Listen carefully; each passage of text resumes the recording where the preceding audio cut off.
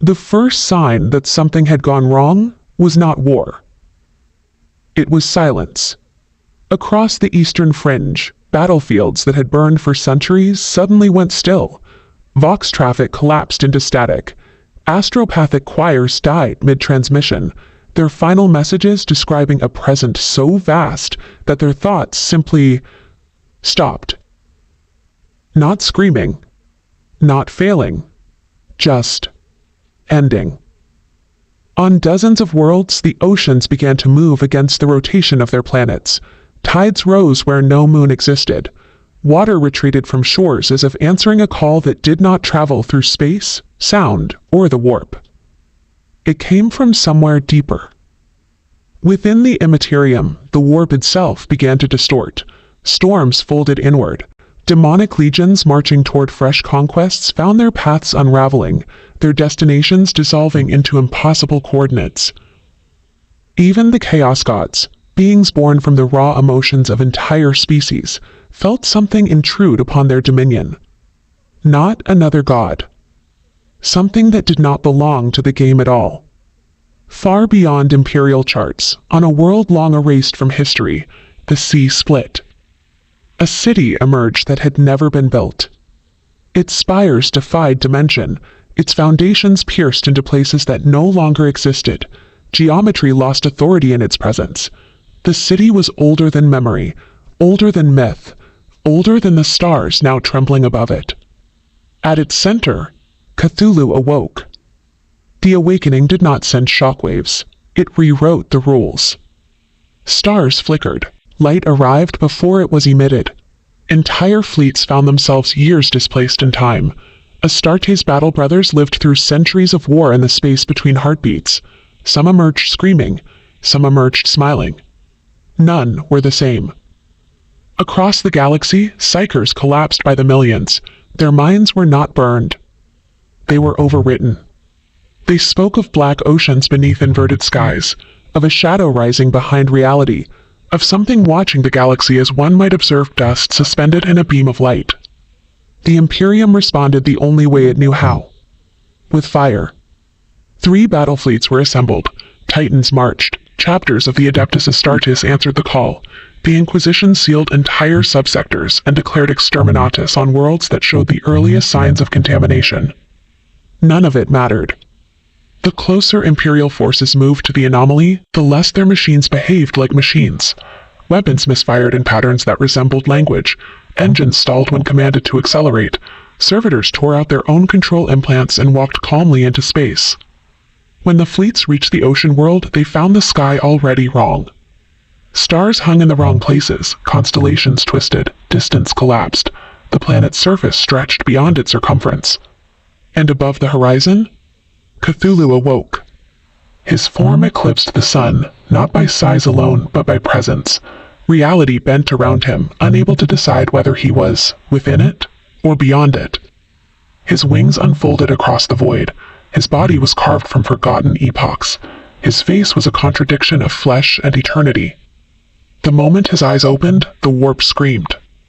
Demons evaporated mid-manifestation. Warp storms disintegrated into nothing. The Chaos Gods recoiled, not in pain, but in something far more disturbing. Irrelevance. They attacked. Tiznit's infinite schemes converged into a single impossible equation.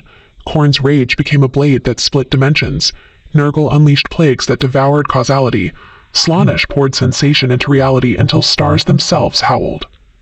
The storm struck Cthulhu, and ceased to exist. Not repelled, not resisted, erased. The warp learned. It began to withdraw from the infected sectors as if reality itself were attempting to flee his presence. Across the galaxy, war broke. Orcs lost their hunger for battle. Tyranid hive fleets veered away from the region as if confronted by something they could not consume. Necron dynasties activated protocols sealed since the war in heaven. On whole Terra, the Emperor stirred upon the Golden Throne. His psychic presence surged through the Astronomicon. For a brief moment the Imperium felt hope. Then the Emperor saw what had arrived. For the first time in 10,000 years, the Master of Mankind understood something beyond war. There were things older than gods. Cthulhu did not march. He did not conquer. He simply existed more strongly than everything else. And the universe adjusted around him. Worlds slipped between moments, fleets arrived at battles that had ended centuries earlier, entire civilizations aged to dust in the time it took a single shell to fall. The concept of victory ceased to apply. Those who approached Cthulhu directly did not die. They became. Some returned as prophets whose words bent probability. Others became structures of living stone embedded in the alien city. Many simply dissolved into meaninglessness. No scream. No agony. No mercy. Only absorption into a reality deeper than the one they had known. Cultists rose on a million worlds without ever being contacted. They constructed monuments from impossible mathematics. They sang hymns whose syllables bend gravity. They no longer worshipped the Emperor, nor the Chaos Gods. They worshipped the truth. The galaxy was not the battlefield. It was the infection. Cthulhu's presence expanded. The laws of existence loosened. Cause no longer guaranteed effect. Identity became optional. Time grew thin. Stars went out, not by explosion, but by forgetting how to burn. Even the Necrons, masters of cosmic history, discovered their memories no longer aligned with reality. Dynasties vanished from their own records. Entire wars were erased from the past. The universe was being overwritten. And Cthulhu watched. Not with hunger. Not with intent.